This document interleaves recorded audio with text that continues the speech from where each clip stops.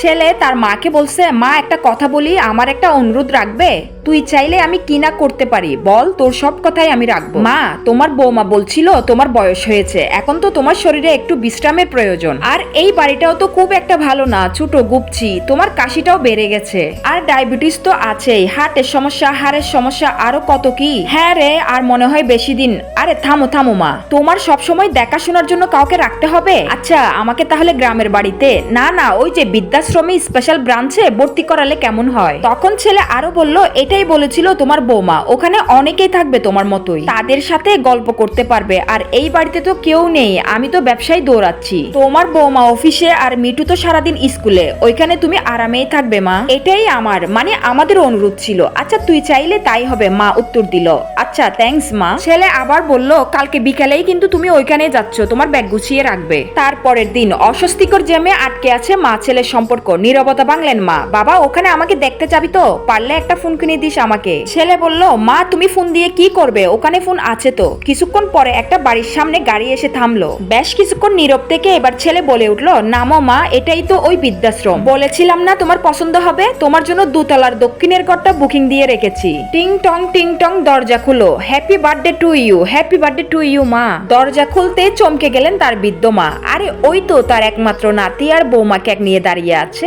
এত বেলুন আগে তো কখনো দেখিনি, এত আয়োজন করে কখনো কেউ তাকে জন্মদিনের শুভেচ্ছাও জানায়নি। বৃদ্ধা আরো দেখতে পেল তার দুই মেয়ে আর তাদের জামাই দাঁড়িয়ে আছে, আর ওদেরকে ডেকে এনেছে তার পাগল ছেলেটা। তখন সবাই একসাথে একবার বলে উঠলেন, হ্যাপি বার্থডে মা। কিন্তু মা কান্নাবাজা কণ্ঠে বলল, এই ঘরটা কার? ছেলে তখন বলল, কেন মা, বাড়ির ফলকে নাম দেখোনি? বাবার নাম রেখেছি, পুরো বাড়িটাই আমাদের, এইবার তুমি আরামে থাকতে পারবে মা। মা তখন বলে উঠলো, তুই না, এমন কেউ করে বল? কান্নাবাজা চোখে জুড়ে জুড়ে মাথা নাড়াচ্ছে, আনন্দে কথা বলতে পারতেছে না মা। আয়োজন শেষ করে সবাই ঘুমাতে যাবে, এমন সময় পেছন থেকে মা ডাকলেন তার খোকাকে। তার হাতের ব্যাগটা আতিপাতি খুঁজে একটা কৌটো বের করে ছেলের হাতে ধরিয়ে দিলেন। নে, এটার আর দরকার হবে না। মা বললেন, ইন্দুরের বিষ, চিন্তা করছিলাম যদি বৃদ্ধাশ্রমে রেখে আসিস তাহলে সেই দিনই এটা খেয়ে নিব। ছেলে তখন বলল, ধুরো মা, কি যে বলো না তুমি, এইটা তো আমি কাল রাতেই পাল্টে দিয়েছিলাম, তোমার ক্যালসিয়ামের ওষুধ ভরে রেখেছি, তুমি ঘুমাও। সত্যি বৃদ্ধ মায়ের আজ কিছুই চাওয়ার নেই, আর কিছুই না হোক তার ছেলেকে অন্তত মানুষ করতে পেরেছে সে। যাক, আজকের ঘুমটা সত্যি আরামের হবে, ঘুমের ওষুধ খেতে হবে না। প্রত্যেক সন্তানদের উচিত যেন বাবা মাকে এইভাবেই ভালোবাসে, এবং বাবা মার শেষ বয়সে যেন তাদেরকে বৃদ্ধাশ্রমে না পাঠায়। দয়া করে আপনারা কেউ বাবা মাকে বৃদ্ধাশ্রমে রাখবেন না। বৃদ্ধাশ্রমে তাদেরকে না রেখে আমাদের উচিত ছেলে মেয়েদের সাথে খেলা করার জন্য সুযোগ করে দেওয়া।